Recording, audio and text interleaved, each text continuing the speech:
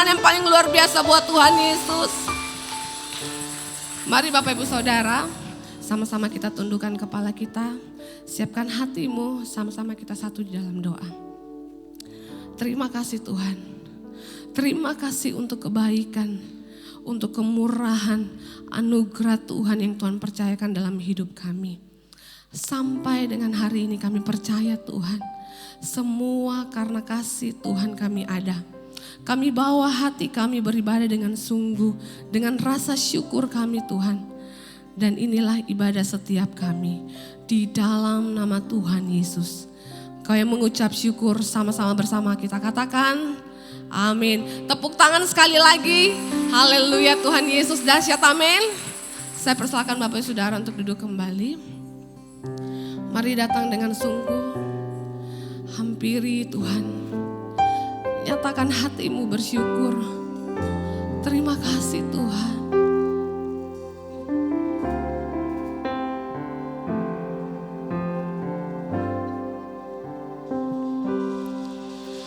Tuhan, sungguh ku bersyukur.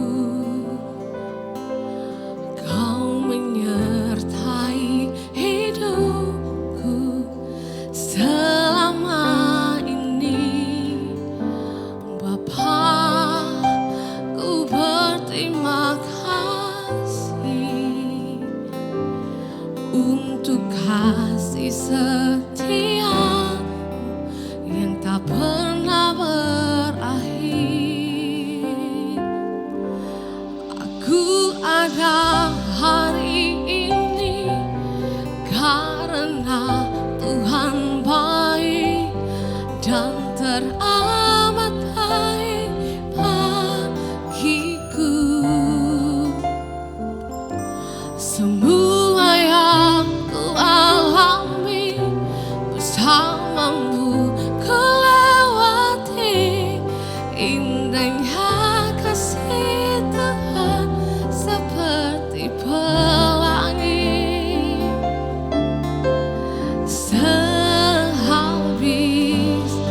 hujan, kasih tepuk tangan yang paling meriah buat Tuhan Yesus. Terima kasih Tuhan. Sungguh ku bersyukur,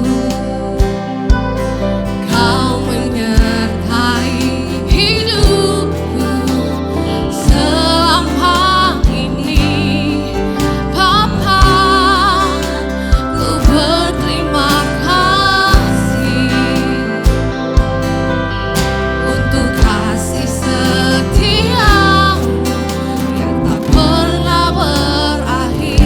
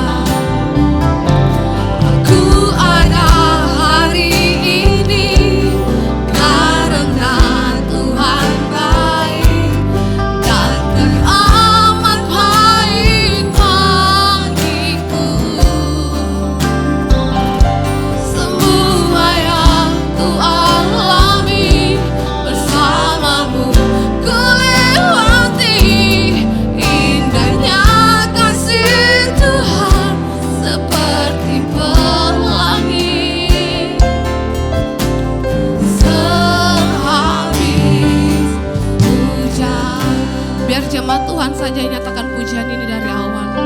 Mari nyatakan rasa syukurmu buat Tuhan. Tuhan, sungguh ku bersyukur.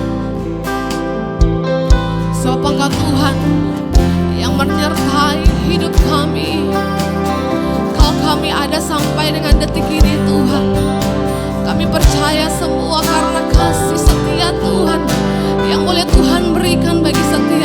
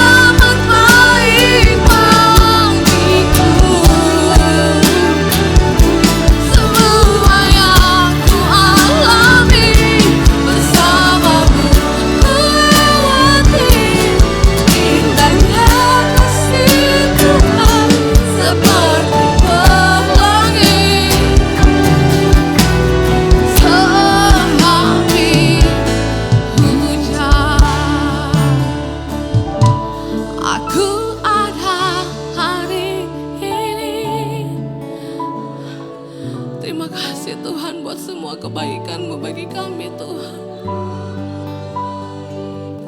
Kau begitu baik di dalam hidup kami Tuhan. Semua yang ku alami bersamamu ku lewati. Indahnya kasih Tuhan seperti pelangi. Sehabis hujan. Sekali lagi jemaat Tuhan, dengan imanmu aku ada. Dengan kesungguhan hatimu katakan terima kasih Tuhan. Dan teramat baik, baik bagiku.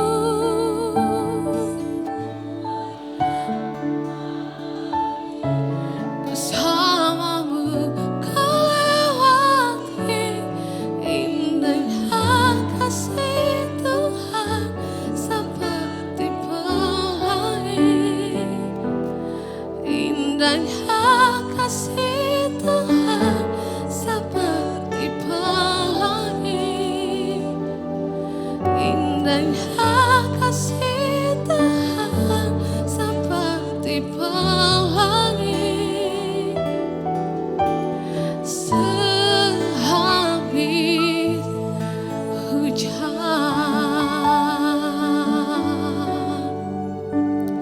Terima kasih Tuhan.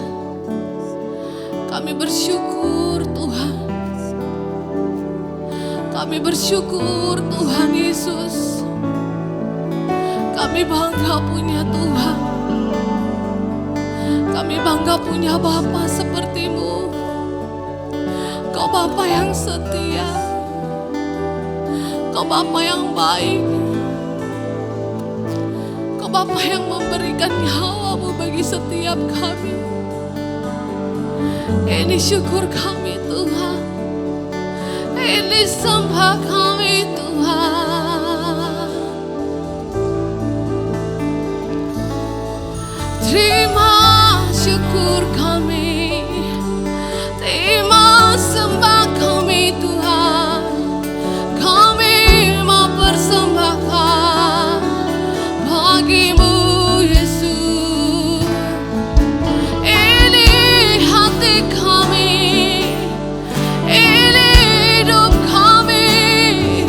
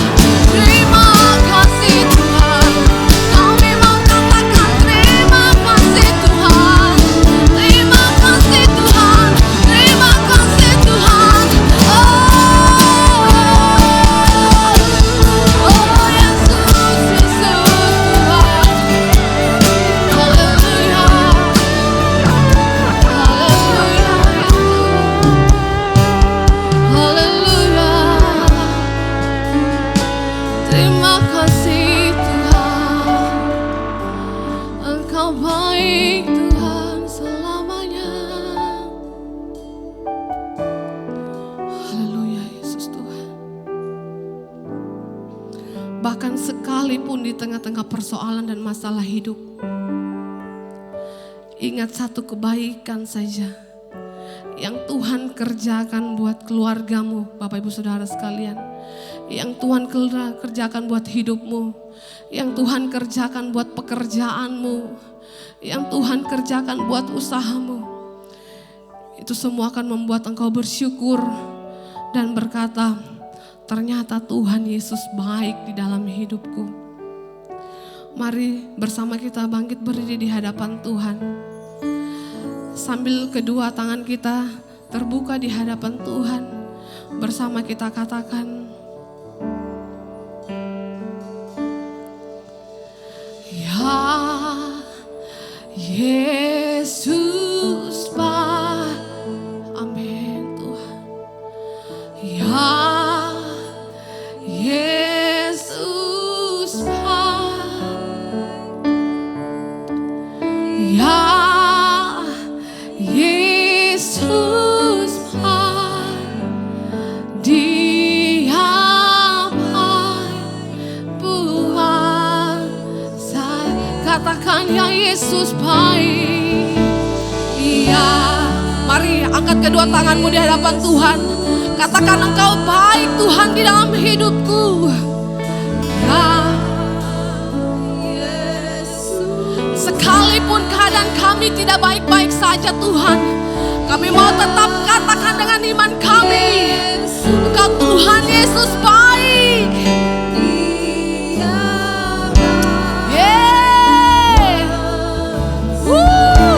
Katakan ya Yesus baik. Ya Yesus baik. Ya Yesus baik. Ya Yesus baik. Ya Yesus baik. Yesus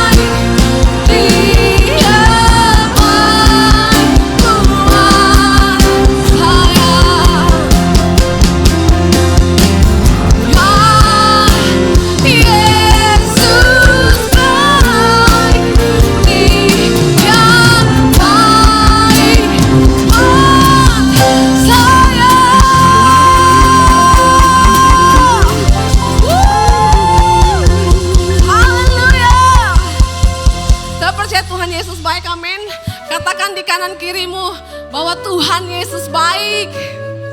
Yeay. Mari pagi hari ini kita mau bersuka cita di hadapan Tuhan. Kita mau bertepuk tangan buat Tuhan. Mari jemaat Tuhan sama-sama.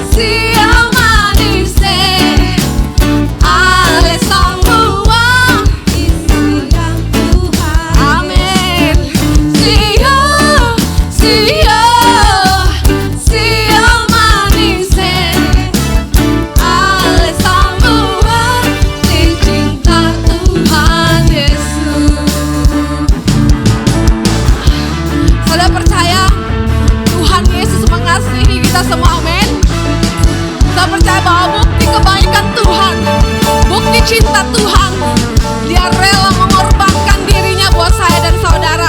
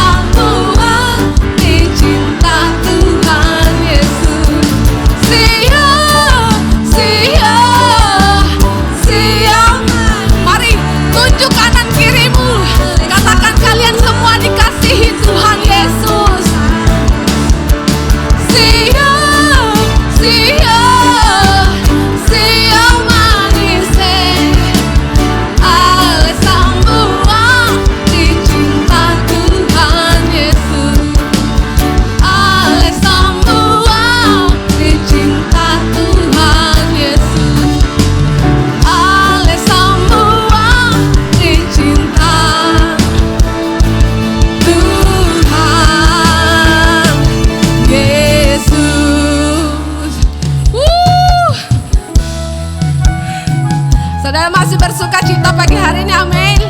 Mari berikan senyum yang terbaik, berikan sukacita yang terbaik. Tandanya Bapak Ibu Saudara diberkati oleh Tuhan. Mari kita bertepuk tangan buat Tuhan.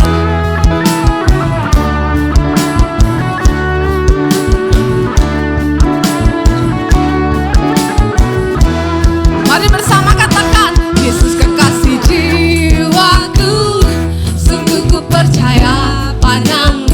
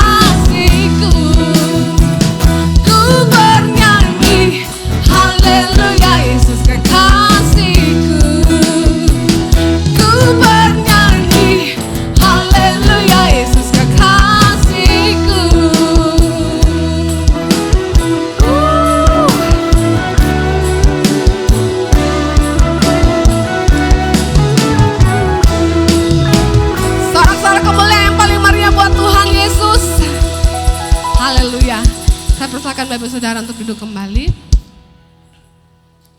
Mari siapkan persembahan kita yang terbaik. Kita akan memberkati pekerjaan Tuhan di tempat ini.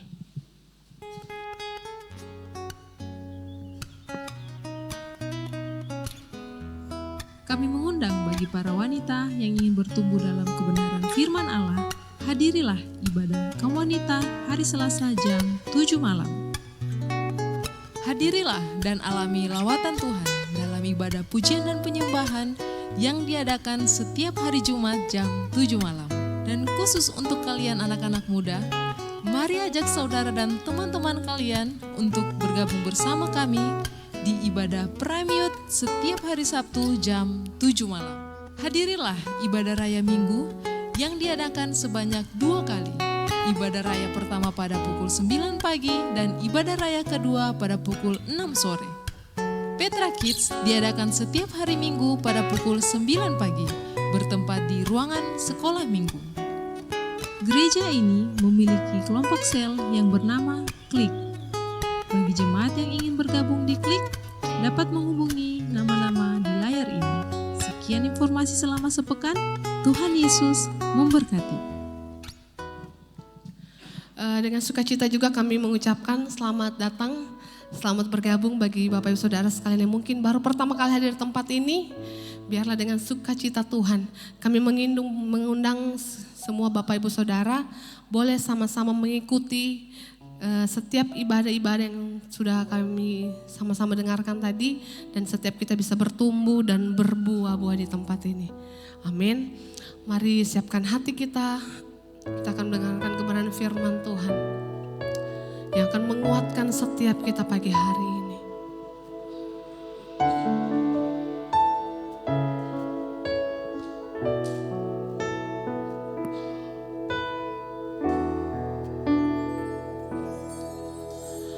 Kau penjuna hidupku,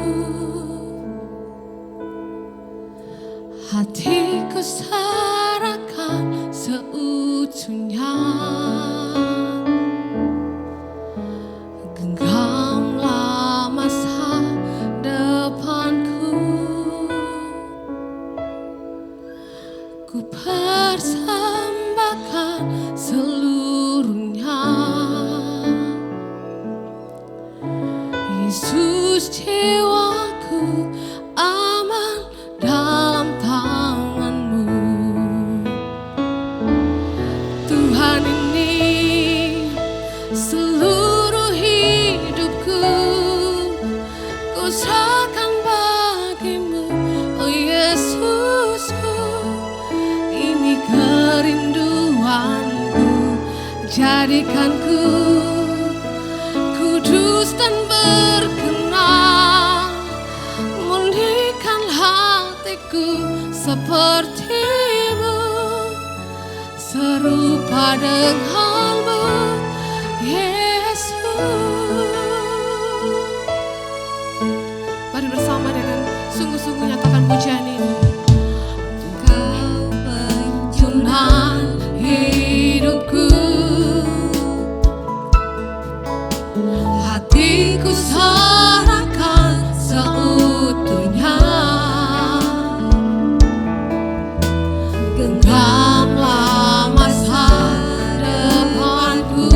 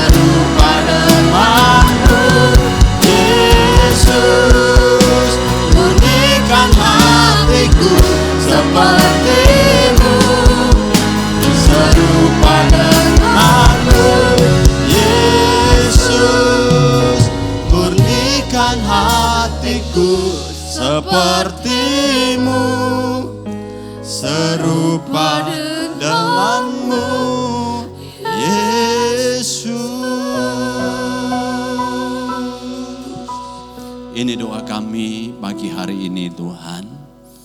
Biarlah Engkau selalu memurnikan setiap kehidupan kami.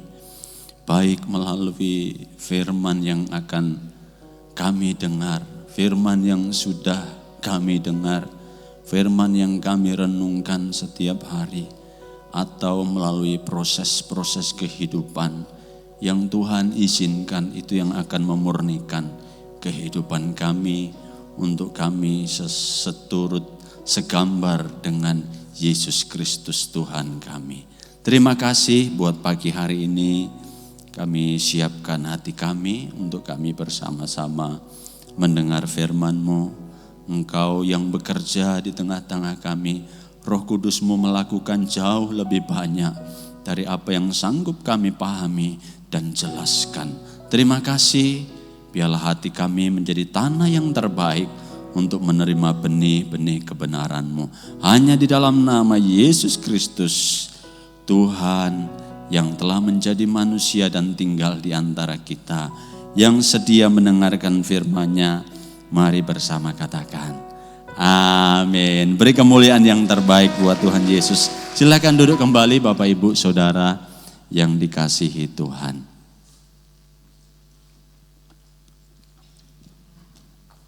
Shalom, puji Tuhan boleh berjumpa kembali dengan keluarga Allah, Jemaat GPT Petra Palu. Hari ini Minggu tanggal 3 Agustus 2025. Apa kabar saudara? Sehat semua ya, puji Tuhan. Kita dalam keadaan yang baik untuk kita bersama-sama belajar firman-Nya pagi hari ini. Ini sudah jam 9.45 ya. Oke. Boleh ditampilkan slide saya, puji Tuhan. Saudara kalau melihat gambar ini, saudara, ini bukan kerumunan biasa ya.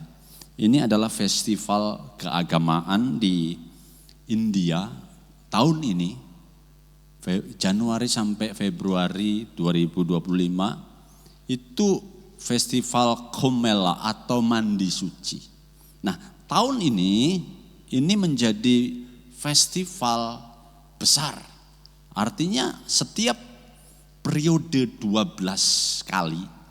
Nah, Kumbh ini kemudian menjadi festival besar. Makanya disebut untuk tahun ini Mahakumbh atau mandi yang begitu besar, mandi suci begitu besar. Sehingga untuk festival ini saja tahun ini dihadiri 660, hampir 700 juta orang. Saudara, gila itu. Orang hampir 700 juta ngumpul di satu tempat. Di Sungai Gangga, Sungai Yamuna, dan Sungai Mistis Saraswati. Saudara, ini bukan main-main. Bahkan pemerintah India membuat satu perencanaan yang begitu matang. Karena mengantisipasi terjadinya kecelakaan, kerusuhan. Hanya untuk orang yang mau mandi suci ini. Sehingga peristiwa ini menjadi peristiwa paling dinanti, tetapi juga peristiwa yang paling mendebarkan bagi pesiara-pesiara itu. Nah, saudara, dari gambar ini kita bisa menangkap ya, bahwa dalam setiap diri manusia itu ada semacam kesadaran bahwa dirinya itu tidak dalam keadaan baik-baik saja. Saudara bisa mengerti maksud saya? Dalam setiap diri manusia ada semacam kesadaran bahwa saya ini bukan orang suci. Saya ini bukan orang yang baik-baik saja. Nah, makanya orang-orang itu kemudian berlomba-lomba untuk bisa mandi di sungai itu. Ya. Kenapa? Karena mereka menyadari bahwa ada yang salah dengan diri saya ini. Sehingga saya perlu disucikan. Saya perlu mengalami semacam pembaharuan di dalam diri saya. Nah, saudara, ini menjadi bukan hanya kesadaran bagi orang-orang itu. Sebenarnya setiap manusia itu punya kesadaran itu. Bahwa ada yang salah di dalam dirinya. Hanya kita menyebutnya secara berbeda-beda. Ya. Ada orang yang menyebutnya dengan ya kelemahan, Ya, ada orang yang menyebutnya dengan sifat buruk, tabiat yang tidak baik, saudara. Tetapi saya mau katakan, Alkitab tidak pernah salah menyebut apa yang kita sebut sebagai kelemahan, apa yang kita sebut sebagai tabiat buruk, apa yang kita sebut sebagai kekurangan. Ya itulah kekurangan saya. Apa Pak kekurangannya? Saya ini suka selingkuh Pak. Suka selingkuh itu bukan kekurangan.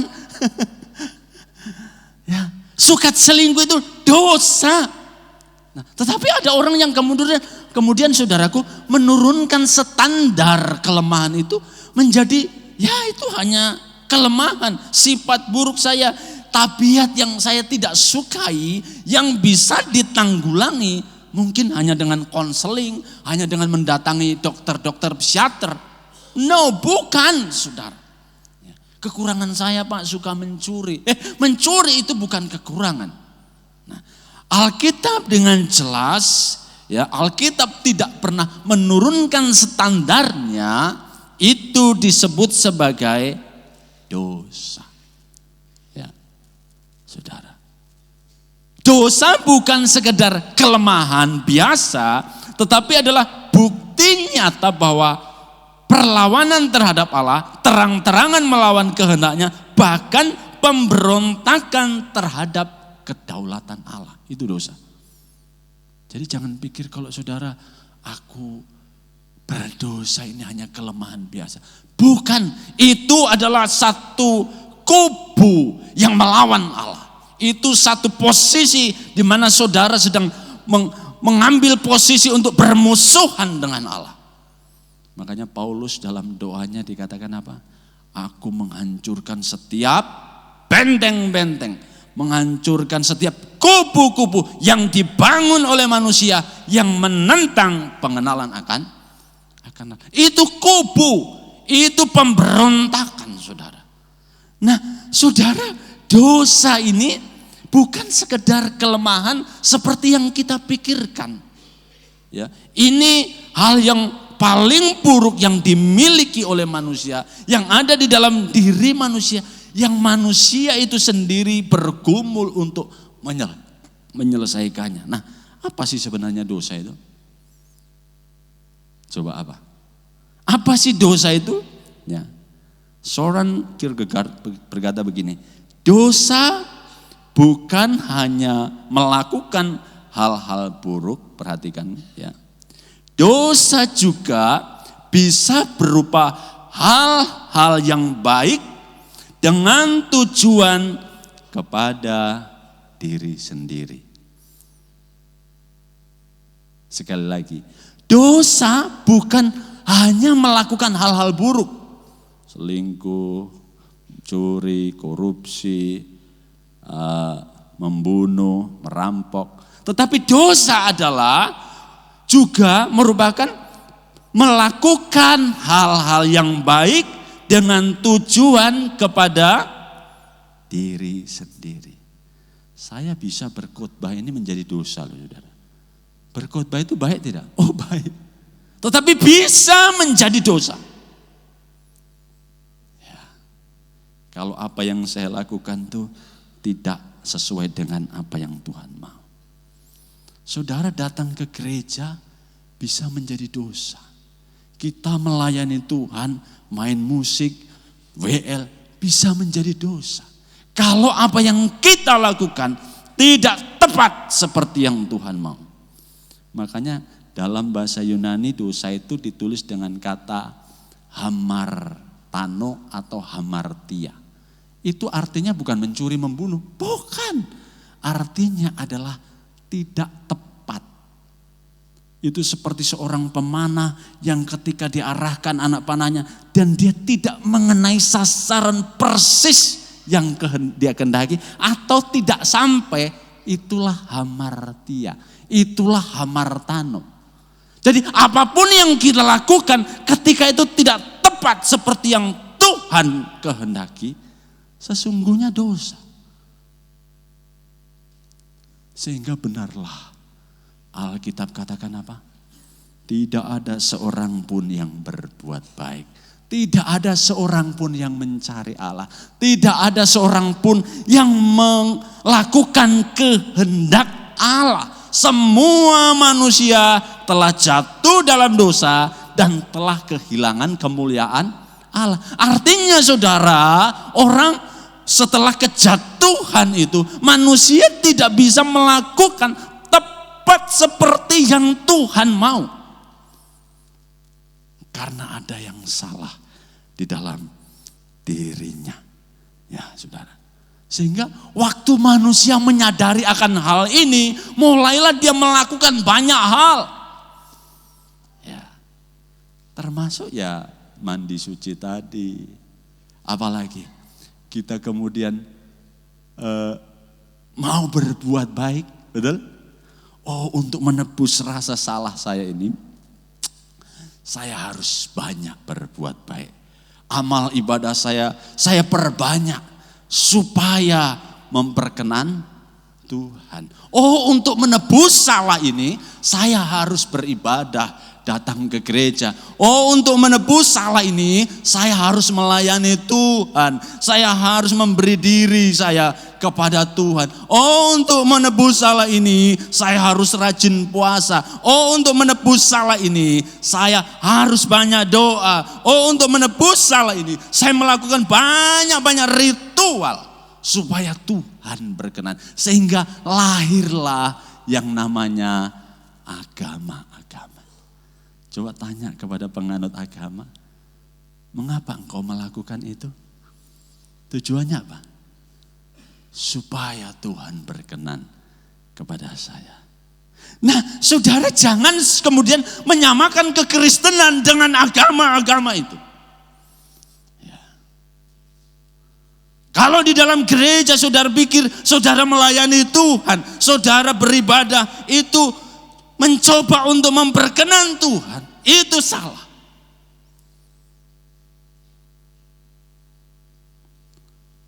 Coba tanya, kenapa kadang kita beribadah? Coba tanya, kenapa saya melayani Tuhan? Ya. Kebanyakan dari kita, saya pun dulu begitu, saya beribadah, sebenarnya apa yang saya lakukan bukan untuk Tuhan. Apa yang saya lakukan sebenarnya hanya untuk diri sendiri. Ya. Banyak kepentingan-kepentingan di sana yang kita bawa atas nama pelayanan, yang kita bawa atas nama menyampaikan firman, yang kita bawa atas nama ke gereja, yang kita bawa atas nama puasa, yang kita bawa atas nama baca Alkitab. Tetapi yang kita kehendaki kemudian, kehendakku yang jadi, keinginanku yang terpenuhi, dan kita bungkus rapi dengan kekristenan. Saudara, jangan-jangan kita tidak mengenal kekristenan, kita hanya memeluk agama Kristen yang kita pikir sama dengan agama-agama lain. Dan itu selalu ujung-ujungnya kembali kepada si pelakunya. Ya. Apakah orang yang mandi suci tadi itu benar-benar ingin memuliakan Tuhan? Tidak. Untuk kepentingannya. Makanya judul saya hari ini sebenarnya adalah untukku. Saya mau kasih gambar lintah di situ nanti, saudara. Saya takut menyinggung saudara lah. Ya, sebab Amsal 30 ayat 15 bilang, si lintah berkata, untukku dan untukku. Wah, semua untukku. Aku melayani Tuhan, ya untukku. Aku beribadah, ya untukku. Aku main musik, ya untukku ujung-ujungnya. Nah, saudara, karena segala sesuatu yang ditujukan kepada diri sendiri, perhatikan ini, datangnya dari keegoisan. Betapa sering kita egois ya. Seorang yang egois tidak mungkin tunduk kepada siapapun, termasuk kepada Allah. Baginya yang terpenting adalah dirinya sendiri. Betapa seringnya kita egois. Melakukan apa-apa ujung-ujungnya untuk diri kita sendiri. Nah, saudara, egois ini menyatakan diri dalam dua bentuk. Ya, yang pertama menjadi sangat jahat dan melanggar semua peraturan, itu orang egois. Pokoknya tidak peduli saya. Ya, saya mau bikin apa diriku terserah saya.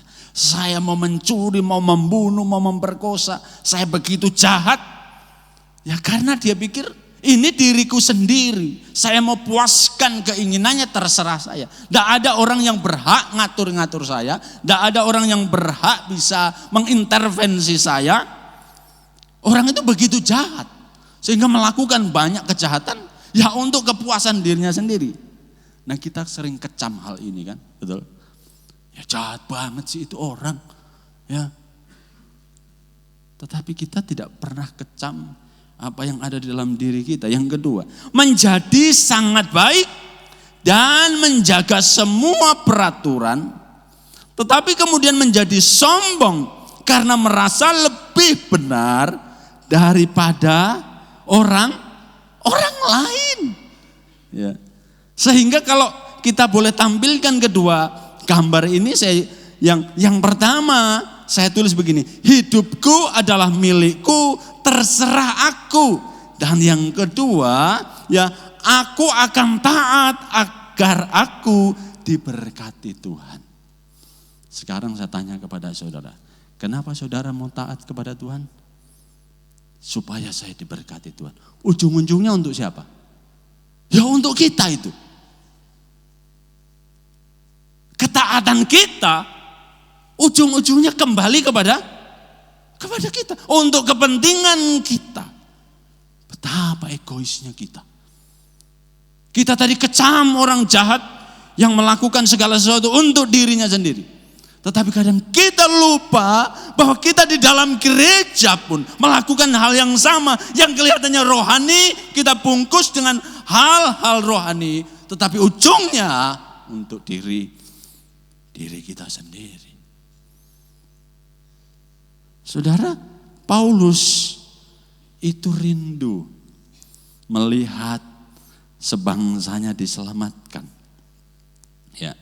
Paulus katakan dalam Roma 10 ayat 1 sampai 3, saudara-saudara, keinginan hatiku dan doaku kepada Tuhan ialah supaya mereka diselamatkan. Sebab aku dapat memberi kesaksian tentang mereka, tentang bangsa Israel, bahwa apa? Mereka sungguh-sungguh giat untuk Allah. Wah, saudara, bangsa Israel, ya, yang namanya agama Yudaisme, agama yang mereka peluk sampai hari ini, itu bukan orang yang tidak beragama. Ya, mereka sungguh-sungguh giat, kira kita mungkin tidak terlalu giat. Ya. Tetapi orang Yahudi begitu giat dengan keagamaannya. Tetapi tanpa pengertian yang benar, sebab oleh karena mereka tidak mengenal kebenaran dan oleh karena mereka berusaha mendirikan kebenaran mereka sendiri, mereka tidak takluk kepada Allah. Mereka tidak mau Allah itu mengintervensi kerohanian mereka. Sehingga orang Yahudi itu punya kubu sendiri. Ya. Saudara jangan berbangga ya. Kalau kita, wah saya Pak sudah puji Tuhan. Puasa 2 kali seminggu. Apalagi baca Alkitab berapa pasal. Oh banyak ayat yang saya ngerti Pak. Orang Yahudi saudara, apalagi yang namanya Farisi. Itu kelompok orang yang memisahkan diri, yang pekerjaannya itu meneliti hukum Taurat siang dan malam.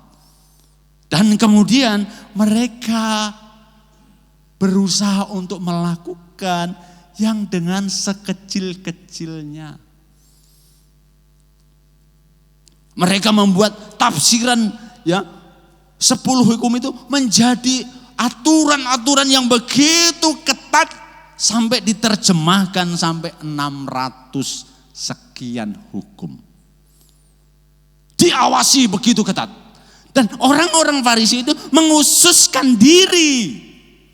Ya, mereka semacam penjaga hukum itu. Jadi kalau kesucian kita itu nggak ada apa-apanya. Kehebatan kita melakukan ritual ibadah itu nggak ada apa-apanya. Mereka begitu luar biasa. Tetapi Paulus bilang mereka tidak takluk kepada kebenaran Allah. Ya. Kenapa?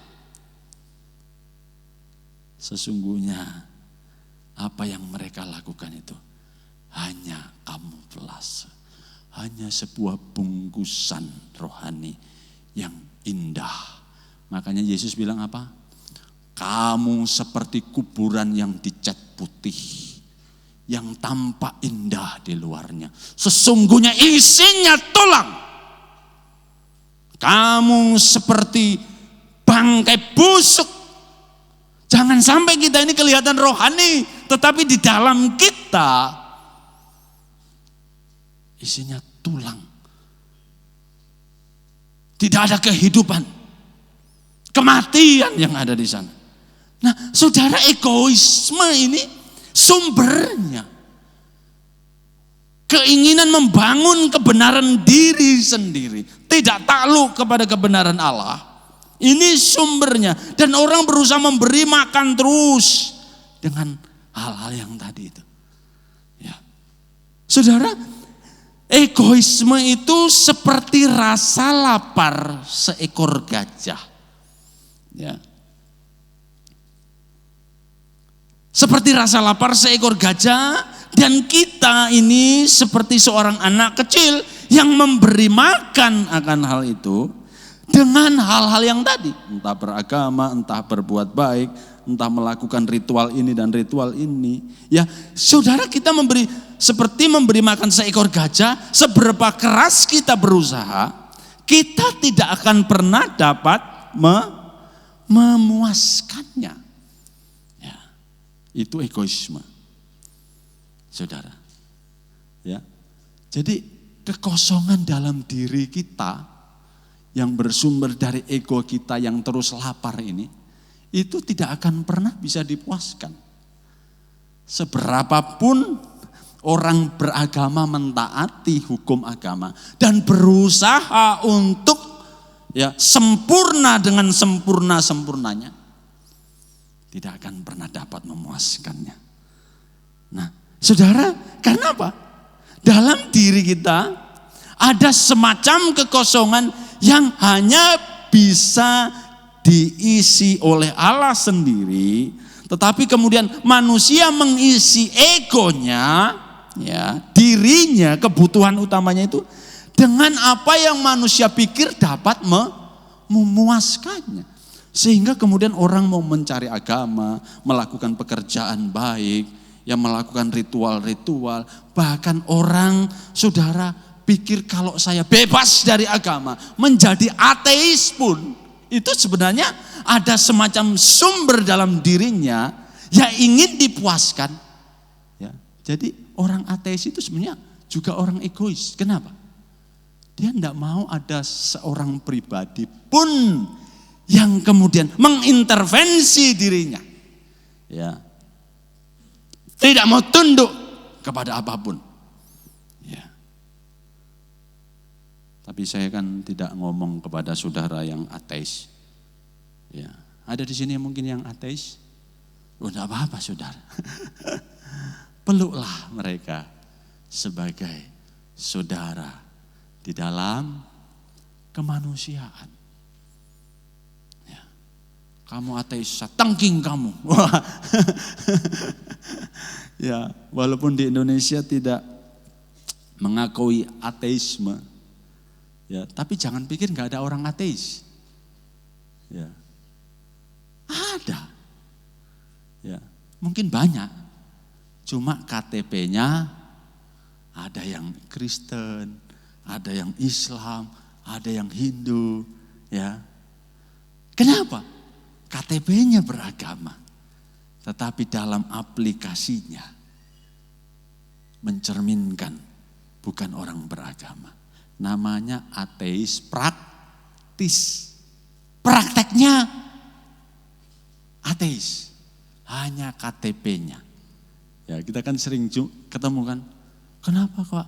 Saya sebenarnya ateis Pak, cuma karena di Indonesia harus diisi itu kolom KTP, makanya saya tulis Kristen saja Pak, supaya ada isinya. Padahal orangnya ateis. Nah, saudara, saya soroti dalam prinsip agama. Prinsip dalam agama adalah begini, kita diterima ketika kita taat. Ya. Jadi orang beragama itu prinsipnya, kalau saya taat, saya akan diterima oleh Allah. Ya. Makanya ada bahasa kan, kalau taat kita akan diberkati. Amin. Sudah mulai kurang aminnya. Kalau kurang taat, kurang diberkati. Kalau tidak taat, apa saudara? Tidak diberkati begitu. Ya, orang beragama tahu bahwa mereka tidak mungkin dapat menghidupi tuntutan agama secara mutlak dan konsisten. Bisakah orang beragama itu menghidupi tuntutan agama secara mutlak 100%? Tidak bisa. Terus menerus, konsisten itu terus menerus. Tidak ada cuti, tidak ada bilang sakit, tidak ada bilang liburan. Tuntutannya terus, bisa? Enggak bisa. Ya. Saudara, prinsip ini menimbulkan konflik secara batin, ya, maupun secara sosial, ya, secara individual, pribadi maupun sosial. Secara individual akan menimbulkan gejolak di dalam batin, ya. Ya, orang ini akan merasa kurang bahagia. Kenapa? Ketika dia tidak bisa mencapai ketaatan yang dia ingin capai. Orang yang menganut prinsip agama, dia akan merasa gagal. Dia akan merasa tercela. Dia akan merasa sebagai orang paling berdosa. Seakan-akan tidak ada lagi pengampunan. Nah, tetapi secara sosial, ya, konfliknya, dia akan merasa lebih hebat, lebih superior dari orang lain, atau bahkan menjadi lebih buruk dari orang lain. Nah, orang yang mengagung-agungkan kesucian agama akan seperti itu. Ketika dia berhasil, dia merasa hebat. Tetapi ketika dia gagal, ia merasa tidak berguna. Nah, saudara, saya kasih contoh ya. Dalam novel karya Robert Stevenson, ya, yang berjudul Strange Case, saudara, ini diceritakan ada satu pribadi, ya, namanya Dr. Jekyll, ya. Dr. Jekyll ini, ya, orang yang punya dua kepribadian, ya. Ada namanya sifat baik, tetapi juga ada sifat buruknya. Makanya di dalam gambar itu, yang separuh gambarnya menyeramkan, yang separuh gambarnya T-Rex, yang separuh gambarnya, ya, Hello Kitty mungkin, ya, yang separuh gambarnya lembut, yang separuh gambarnya begitu sadis, ya. Dualisme sifat. Yang satu sifat baik, ya. Yang satu sifat yang jahat. Ya. Dr. Jekyll sadar, oh, di dalam diri saya ini ada dua kepribadian, ya. Yang satu baik, yang satu jahat. Saya berusaha untuk bagaimana mengatasi kejahatan-kejahatan dalam diri saya ini. Ya, dia sudah minum berbagai obat, berbagai ramuan. Yang muncul menekan kejahatannya. Yang muncul justru sifat jahatnya. Ya.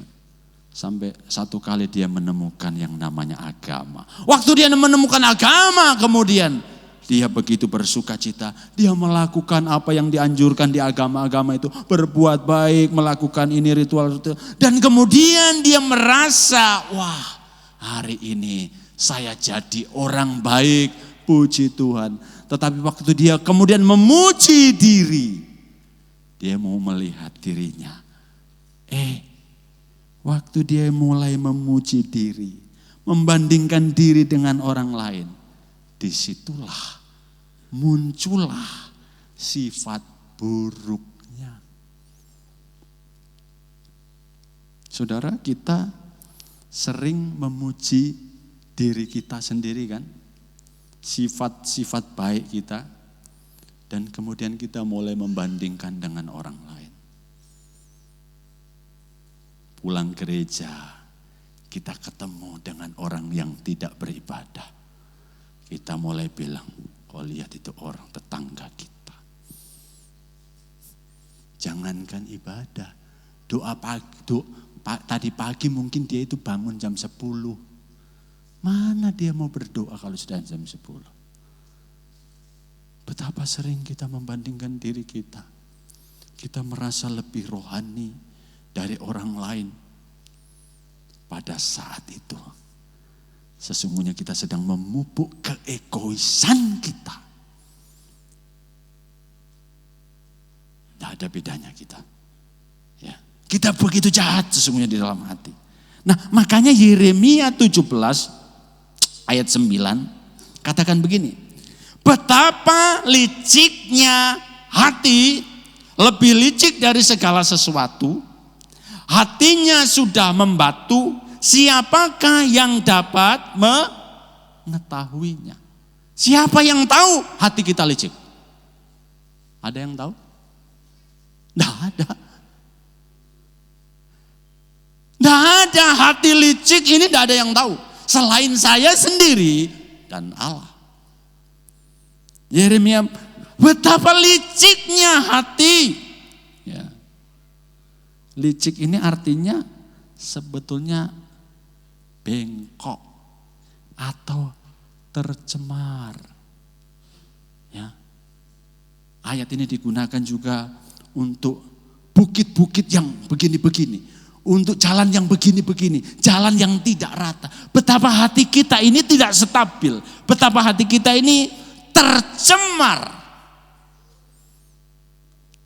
Tetapi juga hatinya sudah membatu. Ya. Kalau saya baca dalam arti yang saya cari itu, membatu ini menjadi sangat jahat, menjadi rapuh, tidak berdaya, putus asa, bahkan sakit, tidak dapat disembuhkan.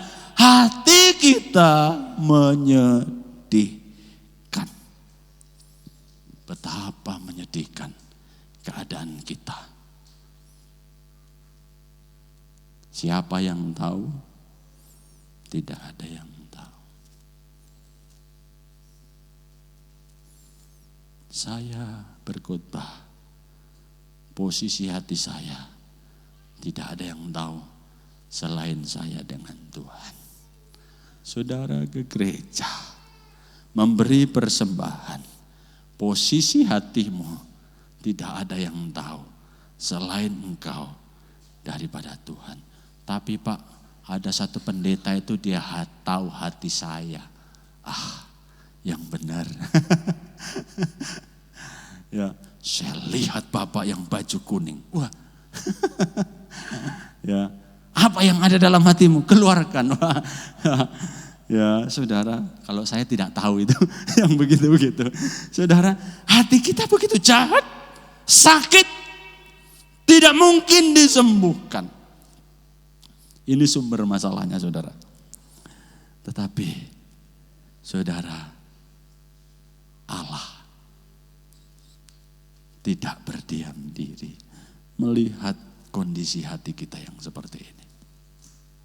Ya, Allah tidak hanya memberitahu keadaanmu, Allah tidak hanya melihat kondisi hatimu, tetapi perhatikan janji Allah yang begitu hebat.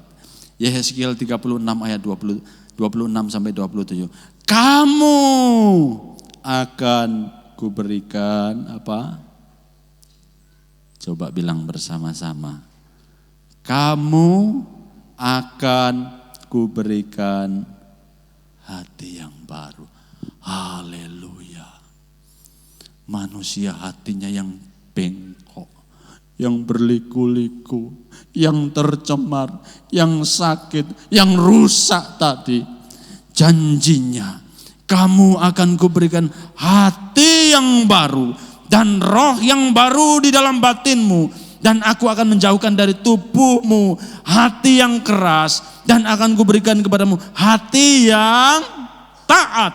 Rohku akan kuberikan diam di dalam batinmu dan akan membuat kamu hidup menurut segala ketetapanku dan tetap berpegang pada peraturan-peraturanku dan melakukannya. Nah, janji tentang hal ini saudara, itu diucapkan Yehezkiel 700 tahun sebelum kedatangan Kristus. Waktu waktu Israel dibuang di Babel karena dosa-dosa mereka, Allah tidak membuang mereka. Allah tidak melupakan mereka terus menerus. Tetapi Allah berjanji bahwa suatu saat aku akan memberikan kepadamu hati yang baru. Allah tidak memberikan agama. Ya. Allah tidak menyuruh saudara merubah penampilan saudara. Ya. Tetapi Allah berkata, aku memberikan kamu hati yang baru. Kenapa? Saudara, apa bedanya kekristenan dengan agama? Agama yang dirubah sebelah luarnya, betul? Agama merubah penampilannya.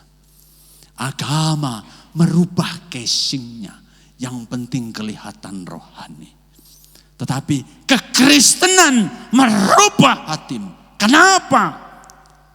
Karena hati kita rusak, Bapak Ibu. Hati kita berkarat, hati kita tercemar, hati kita penuh polusi. Sampai Allah tidak bisa memperbaikinya lagi. Sehingga Allah berkata, aku akan memberikan kepadamu hati yang baru. Dan ini digenapi hanya melalui Yesus Kristus. Galatia 4 ayat 4 sampai 6.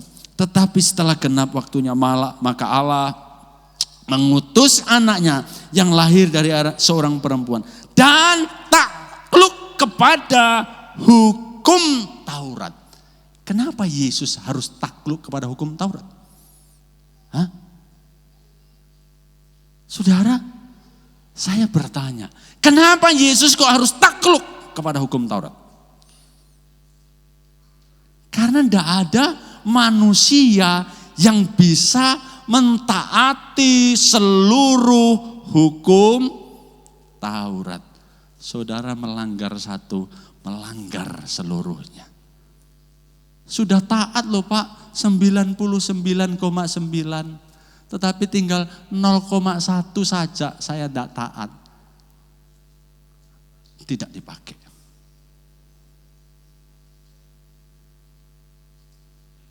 Hanya Allah yang dapat mentaati seluruh hukum Taurat. Dan itu yang dilakukan Yesus. Sehingga ketika ia berkata, ia diutus untuk menebus mereka yang takluk kepada hukum Taurat. Supaya apa?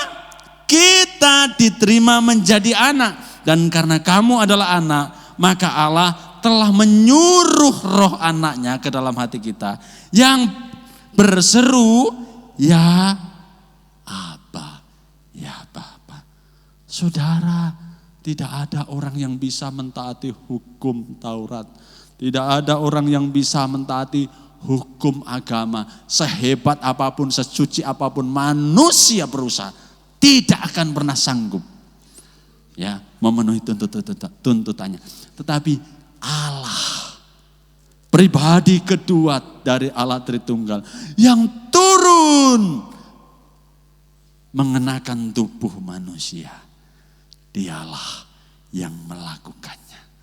Dialah yang bisa mentaati, menggenapi apa yang tertulis di dalam seluruh hukum Taurat. Nah, disinilah saudara, kita bisa melihat perbedaan kekristenan dan agama.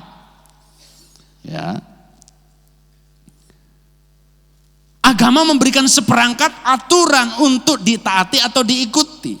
Allah di dalam kekristenan melalui Yesus Kristus memberikan putranya yang takluk di bawah hukum Taurat, sehingga kita yang tidak mampu melakukan hukum Taurat diterima oleh Allah oleh karena Yesus melakukan apa yang tidak dapat kita lakukan. Sehingga kita dengan iman bisa berkata, kebenaranku bukan dari diriku sendiri. Kebenaranku tertuju bersumber kepada Sang Penebus, yaitu Yesus Kristus. Adakah yang masih ragu datang kepada Allah? Kebenaranku terletak bukan kepada kehebatanku, bukan kepada kerohanianku sendiri, tetapi kebenaranku terletak kepada apa yang sudah Kristus lakukan bagiku di atas kayu salib. Sehingga waktu saudara berhasil, saudara boleh berkata, apa sih hebatnya saya?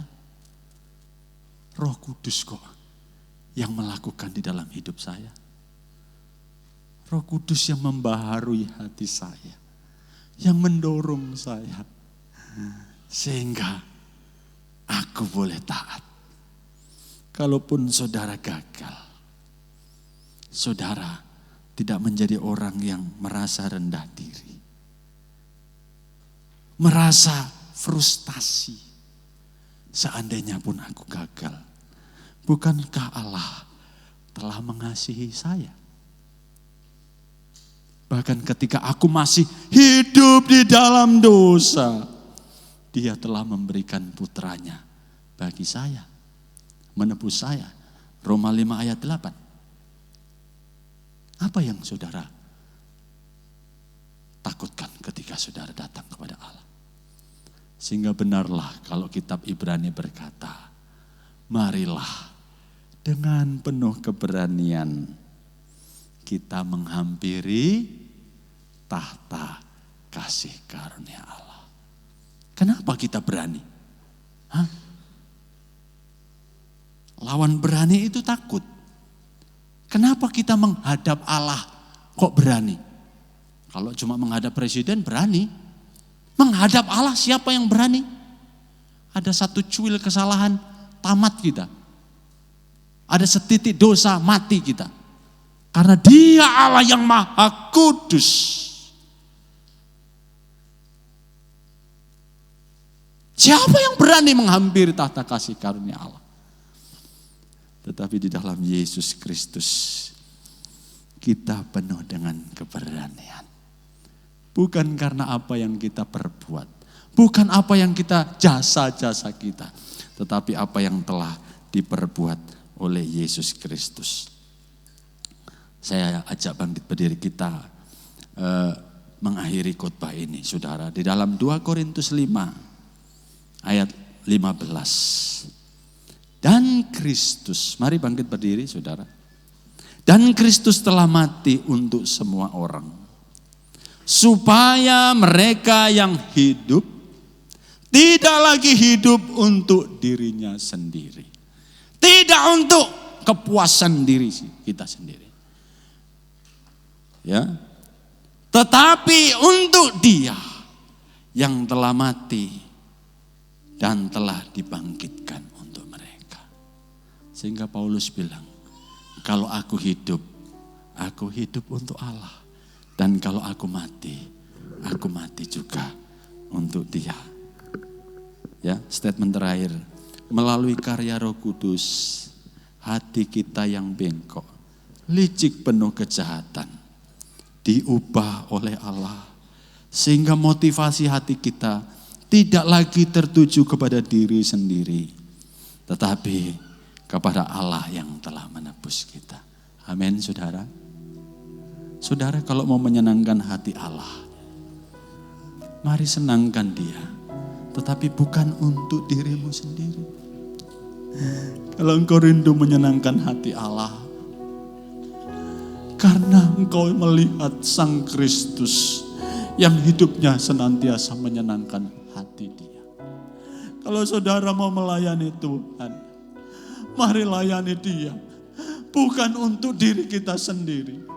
Kalau kita mau memberikan hidup untuk Tuhan, menjadi hamba Tuhan, berikan itu untuk Allah, bukan untuk diri kita sendiri.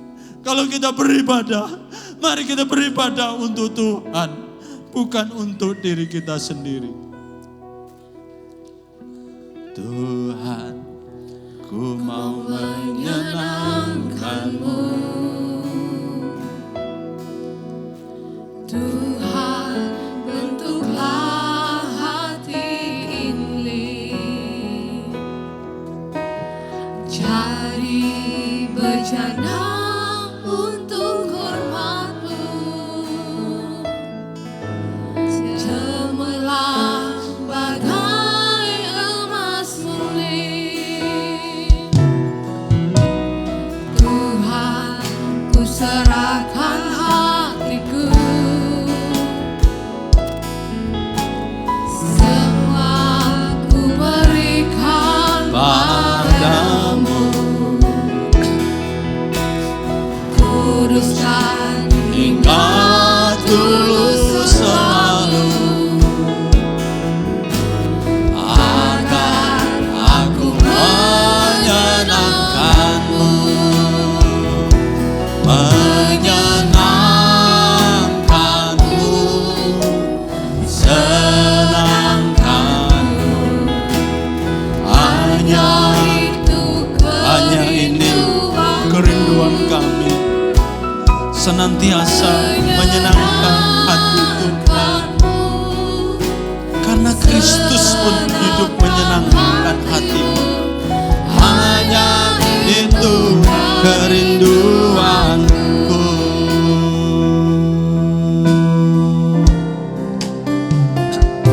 Menyenangkan, kami mau menyenangkan hatimu ya Tuhan. Hanya ini kerinduanku, menyenangkan-Mu, senangkan hatimu. Hanya itu kerinduanku, menyenangkan-Mu,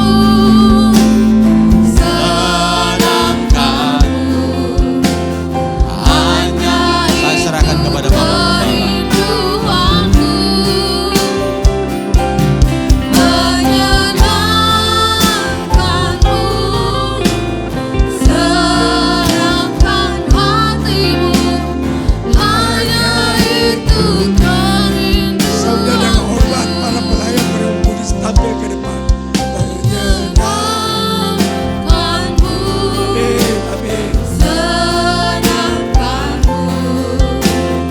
Hanya itu kerinduanku.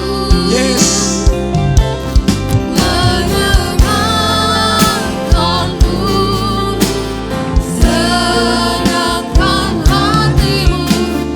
Hanya itu kerinduanku. Hanya itu kerinduanku. Inilah kerinduan kami, hanya untuk menyenangkan Kau Tuhan. Ajari kami hari demi hari mau merendahkan diri sebagai seorang hamba untuk mentaati Tuhan Yesus Kristus Terlebih di hadapan kami tersedia tubuh dan darah-Mu. Sebelum kami sambut, kuduskan dengan darah-Mu. Kuduskan kami semua dengan darah-Mu juga Tuhan. Agar kami dapat layak menyambut tubuh dan darah-Mu. Agar hidup kekal menyertai kami sampai selama-lamanya. Terima kasih, terpujilah nama-Mu. Kami mau sambut tubuh dan darah-Mu di dalam nama Tuhan Yesus Kristus. Yang percaya katakan amin. Silakan duduk. Dengan Darah-Mu Kau tebus dosaku. amin. Dengan Terima kasih Tuhan. Kau tukar hidupku. Yes. Kini aku sepenuhnya milikmu. Aku anakmu. Dengan darah-Mu. Dengan darah-Mu Kau tebus dosaku. Dengan darah-Mu Kau tukar hidupku. Kini aku sepenuhnya milikmu.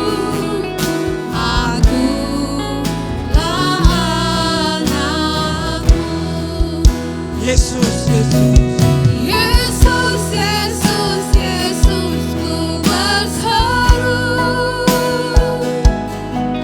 Yesus, Yesus, ku panggil nama-Mu. Pengabdianku hanya padamu. Yesus, Yesus, Engkaulah Bapa. Yesus, Yesus. Yesus, Yesus, Yesus, ku berseru. Yesus, Yesus, ku panggil nama-Mu. Yang sudah sejemput makin berdiri. Hanya padamu. Yesus, Yesus, Engkaulah Bapa. Yesus, Yesus.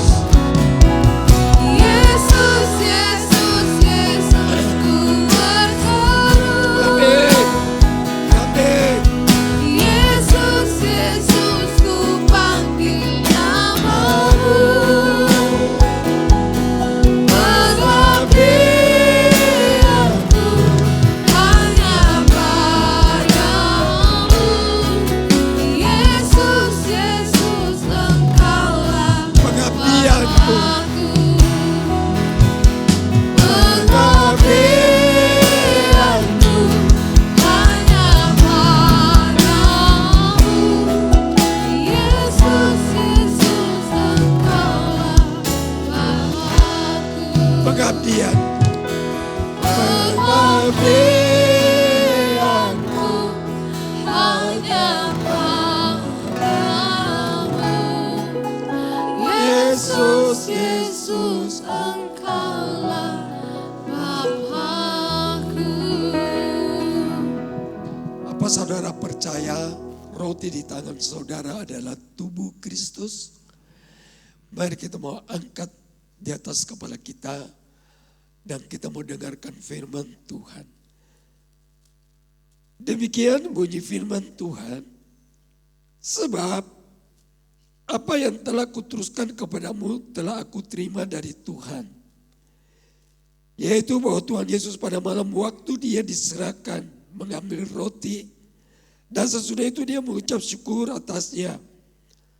Dia memecahkannya dan berkata, inilah tubuhku yang diserahkan bagi kamu. Perbuatlah ini menjadi peringatan akan daku. Apa saudara percaya? Sungguh-sungguh percaya? Mari kita mau makan dalam nama Tuhan Yesus.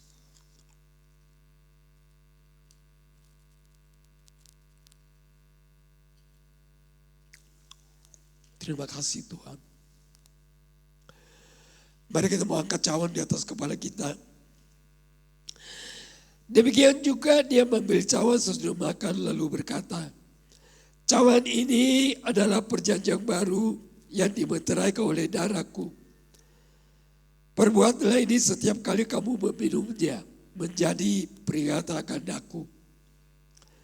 Sebab setiap kali kamu makan roti ini dan minum cawan ini, kamu memberitakan kematian Tuhan sampai dia datang. Apa saudara percaya? Sungguh-sungguh percaya. Mari kita mau minum dalam nama Tuhan Yesus.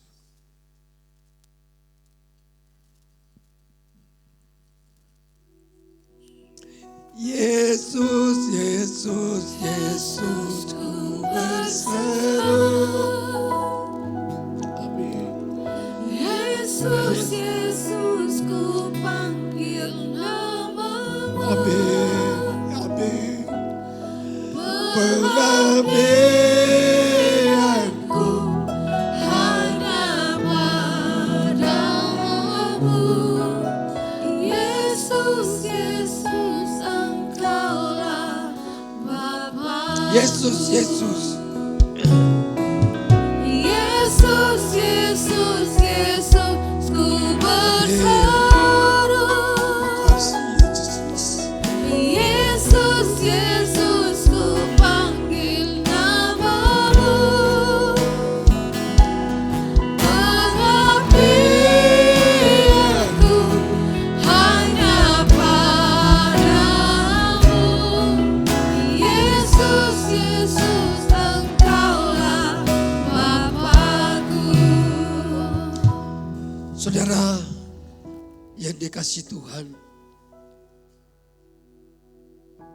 inilah tanda kasih Tuhan, yaitu tubuh dan darahnya yang sudah dikorbankan 2025 tahun yang lalu.